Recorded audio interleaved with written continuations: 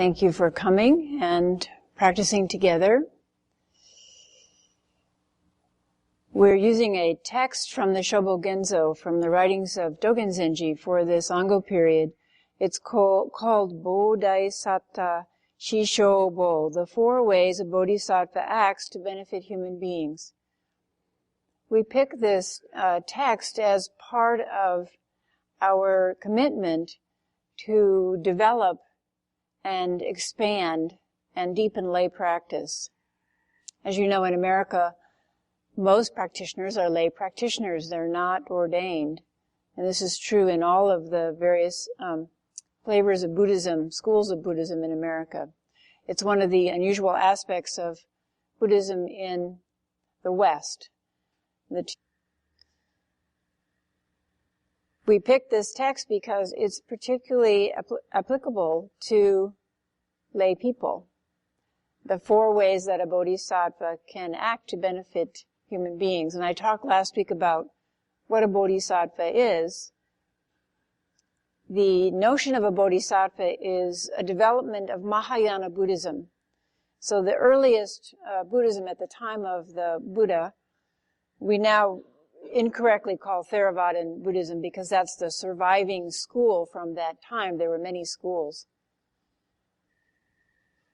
The Bodhisattva ideal arose several hundred years after the time of the Buddha, and it was really a revolution. It was a empowerment of lay practice, that anyone, not just a monk who practiced in a monastery and practiced full-time for many, many years, towards the goal of enlightenment, but anyone in any circumstance could become enlightened because, and this was the foundational change, Buddha nature pervades the whole universe existing right here now in each one of us.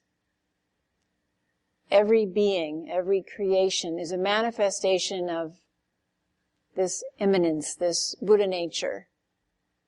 So it's not transcendent, to use theological terms. Transcendent means it's somewhere way, way up there and unattainable, and occasionally it speaks to us, maybe through an intermediary like a priest or a monk or someone who's highly trained. But the Mahayana Buddhism that we practice, the Zen school is part of, is a practice of immanence, meaning right here, right now. It's palpable, it's touchable, it's hearable, it's tasteable. It's circulating within us closer than each blood cell in our bloodstream, this Buddha nature. And so it's a matter of uncovering it, of experiencing what's already ours, not of finding something that's far away and difficult to ever find. It's not that it's easy to uncover. It takes quite a bit of diligent and sincere practice and sustained practice. Practice that isn't interrupted for long periods of time. Sometimes it goes underground. Some people practice when they're young and then they get involved in a life of having business concerns, work concerns, a family, and their formal practice goes underground for a while, but then it reemerges. So this practice, this desire to reveal our Buddha nature seems to go underground, but it never disappears. It's always there nagging us with these questions, these life or death questions. What is my life about? What happens after we die? What is the purpose of my life? Sometimes our life seems so purposeless. We're born and then we squeak and ingest things and excrete things and run around creating things that just disappear and bump into other people and make messes and then make a few nice things and then we die. And what's the purpose? So that question is the engine that keeps our practice going, even when our external life doesn't reflect it. It's always moving forward through that kind of question. I'm going to read the first paragraph of this text that we're studying for Ango. This is the translation of Nishiyama and Stevens. This was the first translation of the Shobogenzo in English, and it was the only one that was available to us for a long time when I was first practicing. And so it's very dear to me, and it's still my favorite, even though the scholars say that the translation at points is not completely accurate. Many of the points, I think, are closest to the spirit of what Dogen Zenji was trying to say to us. The 4 ways a Bodhisattva acts to benefit human beings are Fusei, almsgiving, Aigo, loving words, Rigyo, beneficial actions, Doji, identification with the beings that are to be helped. The first is Fusei. Fusei means futon, which is not to covet or be greedy, not to flatter, adulate, nor curry favor. Even a king who controls the whole world must have futon if he wishes to propagate the right way. Only by the virtue of futon can be built a peaceful world. The virtue of futon is like the virtue we grant to jewels and to people we do not know, without greed or malice. It is the same as offering a flower that blooms in the far mountains to Buddha, or offering precious jewels or a previous life to a sentient being. We possess in our original nature the virtue of giving alms, spiritually or materially, in each moment. Although in principle nothing belongs to self, we can give alms. It is of no concern whether they are large or small. The important point is whether they can be beneficial to others.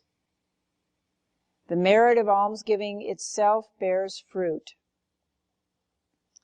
So there are different places in the different translations where the paragraph ends. And I'm going to end it there because there's so much in just this one paragraph.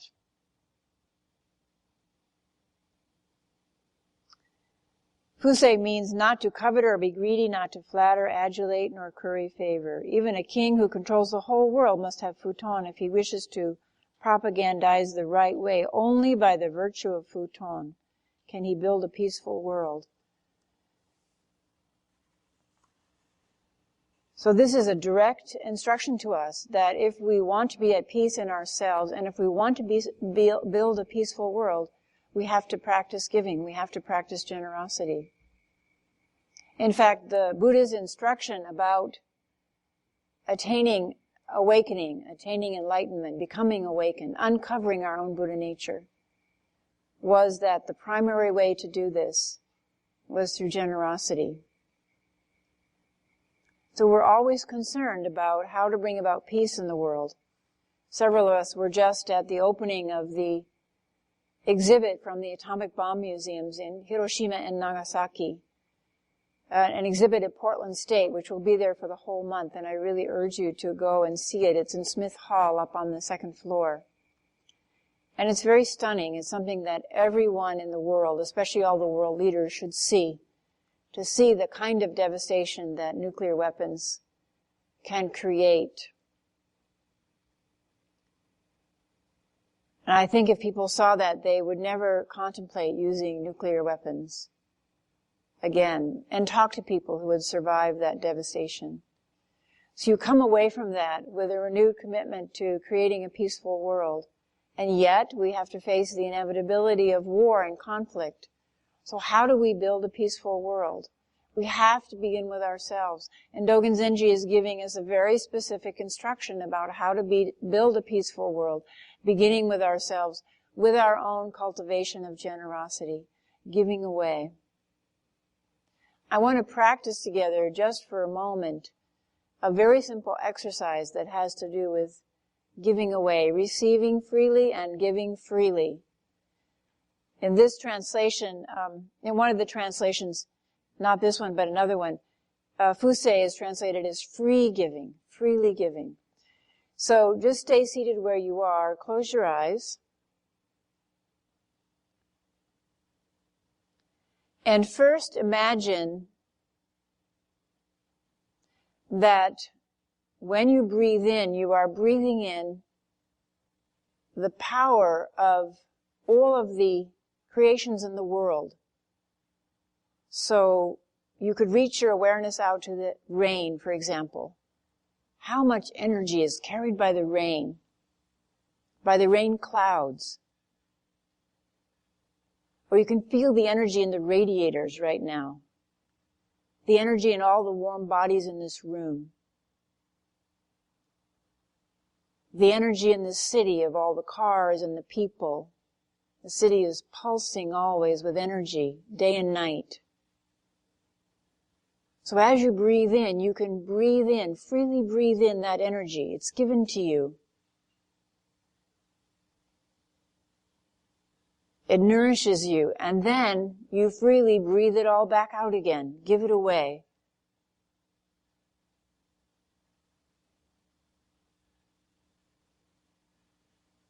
So aware of this tremendous storehouse of energy that's always around us and always available to us. On the in-breath, breathe it in.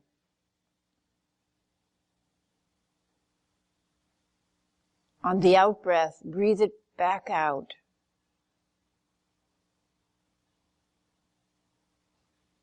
Freely received. It nourishes us on the in-breath, spreads to all of the cells in our body, and then is breathed back out, freely given back.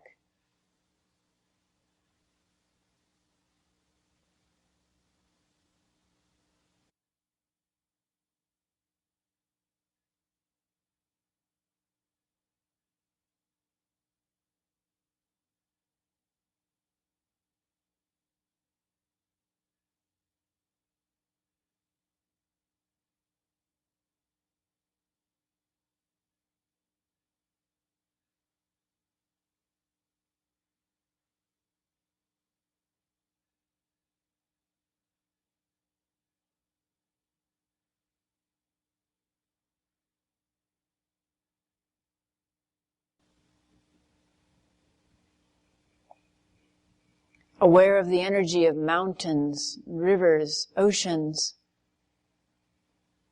volcanoes. All of it is available to us. Breathe it in.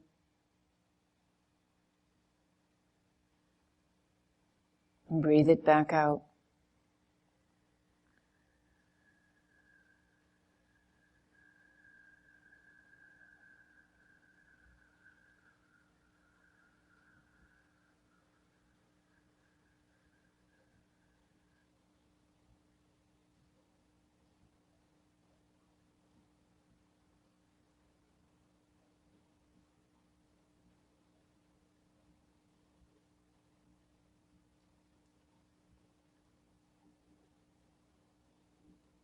This is the kind of freely giving that Dogen Zenji is talking about, where nothing sticks.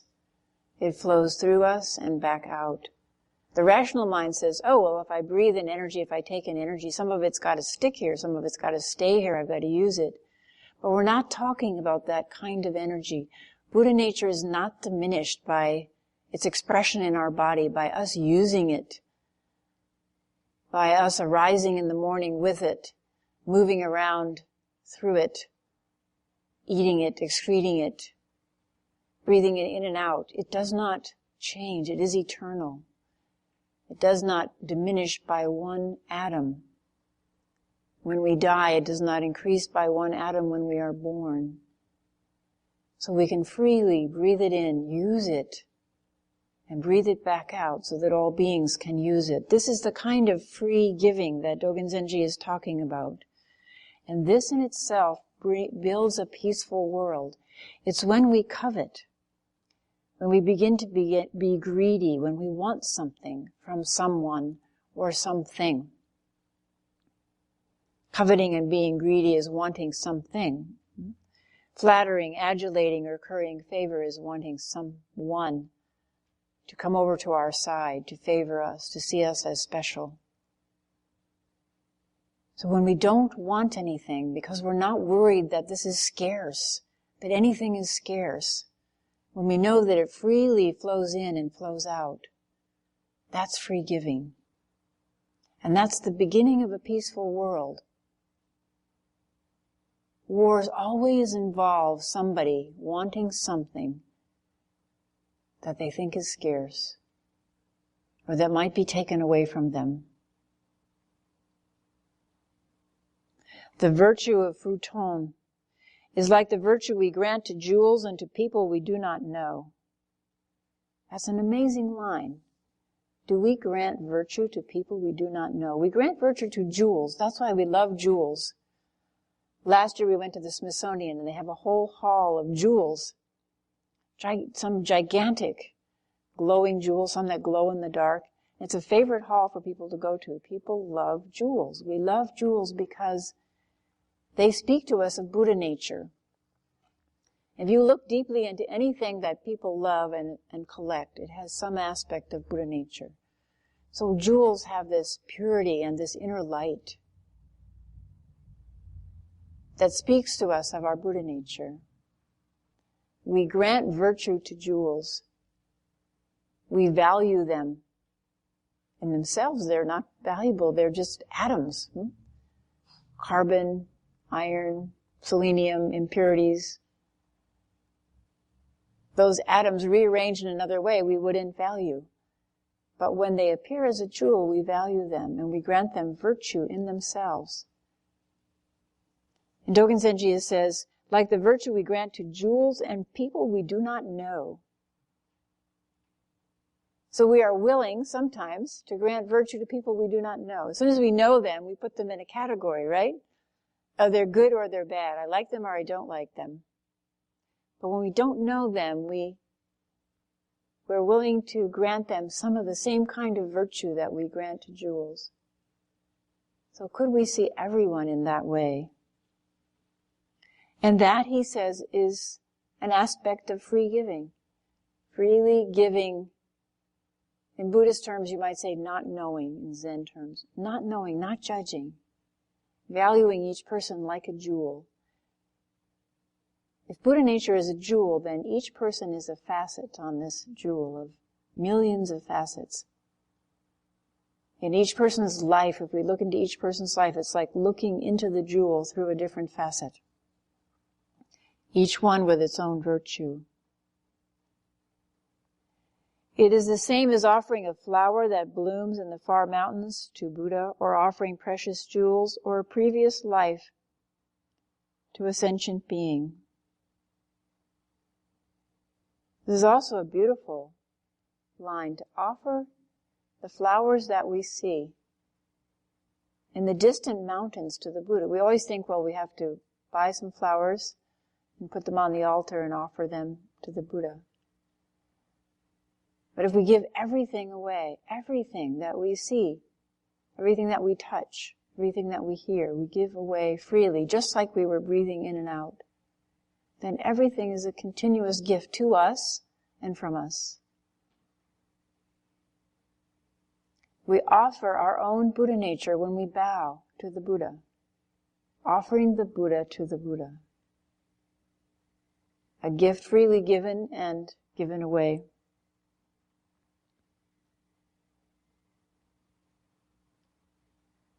We possess in our original nature the virtue of giving alms, spiritually or materially in each moment. So this is the two kinds of gifts. Material gifts. Usually we think of gifts as material gifts, especially as the holiday seasons approach. We think of a gift that can be put in a box and wrapped up with paper and tape and tied with ribbon and put under a tree or handed out at Hanukkah or Kwanzaa time. So we think of giving material things. But the greatest gift is the spiritual gift, the gift of the Dharma. The gift that gradually brings us to a place of not being afraid. If no one is afraid, then how could war start? If no one covets anything, if no one is afraid, how could war start? We think that bringing about peace is so complicated, but a few months ago I was at a conference and was speaking with a woman who's a Buddhist, and she was saying, you know, If everyone just kept the precepts, think what a world this would be, what kind of world this would be. It's not so hard. If everyone just kept the first 5 precepts, the world would be utterly transformed. And one of the precepts is not to be greedy, not to covet, not to think that things are scarce, especially in this country where we are so rich. We possess in our original nature the virtue of giving alms in each moment. Spiritual alms or material alms. In each moment. So this means with every breath. It doesn't mean when we decide, oh, I'll give the homeless person $1. In each moment. When we're not holding on to I, me, and mine. I am here and this belongs to me and you over there and that belongs to you. How quickly we do that. How quickly we sit down on a random cushion. And then if we get up and go around for kinhin and we come back and somebody's sitting on it, that's my cushion. It became my cushion for tonight, but it's not my cushion. So here's another exercise. Close your eyes.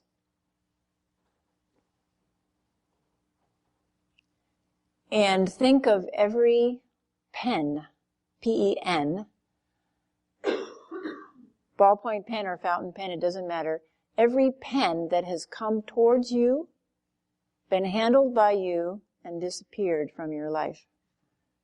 Flown through your life. Flowed through your life.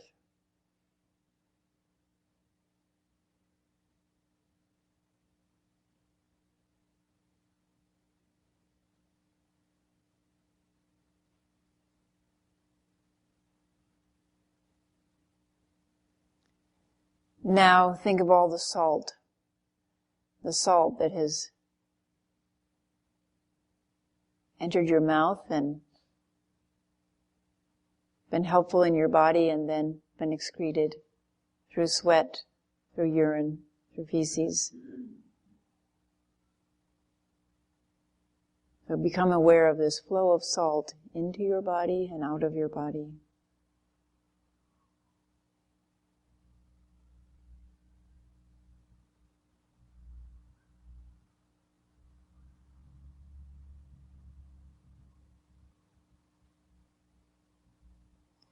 Now look at your baby clothes.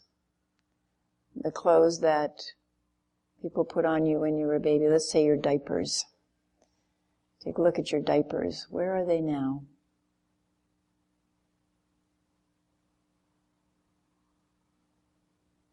Are your diapers something you want to hold on to?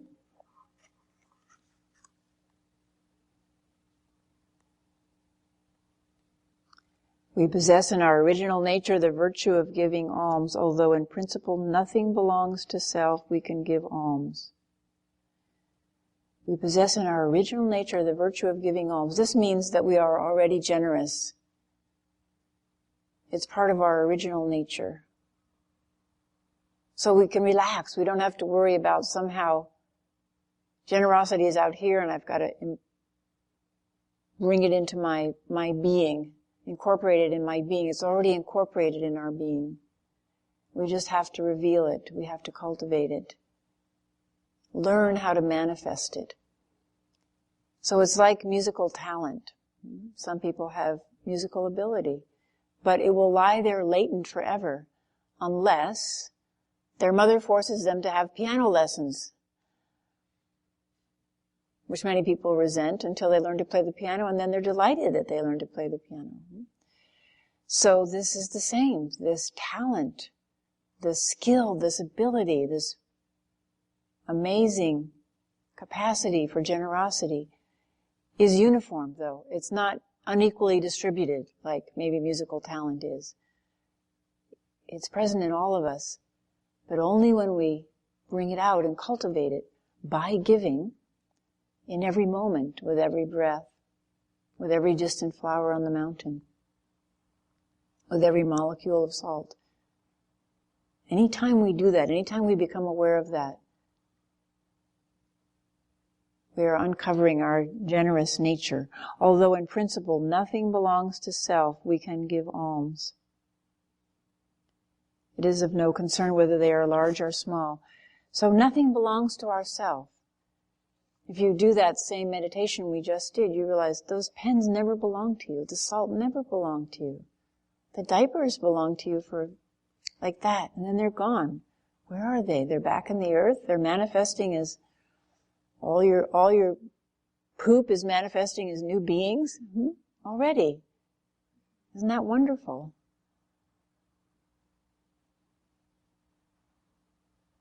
So this is happening all of the time. We just have to not hold on, to give it away freely. Nothing belongs to self.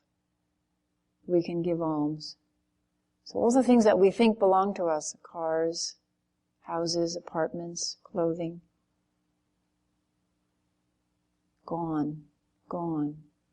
Most of it before we die, and definitely after we die. Even people's memory of who we are after 200 years, no one will remember who we are. So we are part of that flow. Just like the salt molecules, we are like a molecule in that flow that appears in this world, manifests in this body of this world right now, and then flows on and becomes many, many other things. So can we give our whole life? Can we receive our whole life and give away our whole life in that same way we've given away salt and given away our poop?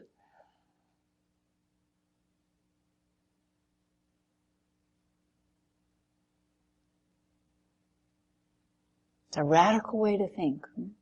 It has been freely given to us. Can we freely give it away? Although in principle nothing belongs to self, we can still give alms. It is of no concern whether they are large or small. The important point is whether they can be beneficial to others. The merit of almsgiving itself bears fruit. Large or small. Large or small. What can benefit others? Elsewhere, there are some very simple things described that we can give. One is a smile. Even if we have nothing, we can give smiles. So close your eyes so you won't be embarrassed and smile. Can you feel what it gives to you to smile?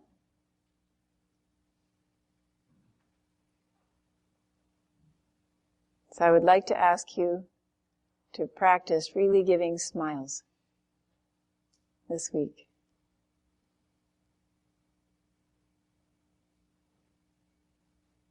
It's a very interesting practice.